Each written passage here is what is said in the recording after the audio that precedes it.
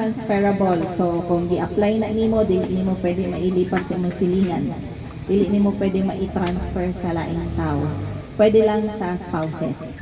So kung namatay ang kitahay, ang husband, namatay siya, so balhin sa asawa pwede. Pero og kitahay, ikaw karon diri ka puyo, tapos gibaligya nimo, dili to niya mailipat lang nga imuha na dayon. Na mubayad po to siya para ma-register ang iyahang kung kinsa man tong bag-o. So non-transferable siya. So ang ato ang water rate sa karon, ang ato ang residential sa 1/2 lang ang minimum charge na to. Ang atong minimum is 0 to 10 cubic consumption. So wala kay gamit hantod na pulo ka kubiko. Ang minimum is 265.05. Minimum na siya hantod na pulo ka kubiko. Pag maglampas ka sa napulo ka kubiko, ang sunod nga napulo ka kubiko, ang rate niya is 27.79.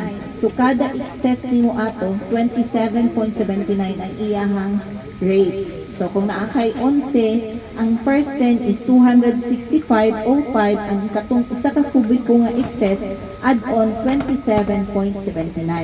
Pagka 20 to 30 naman nga excess, another 10, mas hantod first 40 cubic consumption na ana siya mga corresponding rates. But if you mag-exceed ang inyong consumption 41 pataas, ang excess rate ato niya per cubic is 69.53 per excess.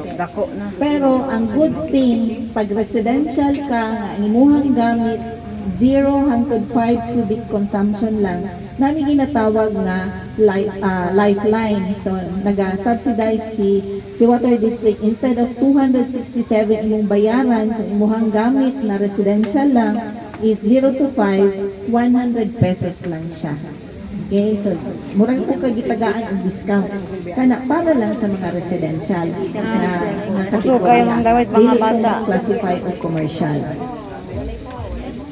Gawas lang may tawa ang balay. So naapod tayo ginatawag water meter maintenance charge. Naatay 50 pesos na gina-add on sa ato ang bill.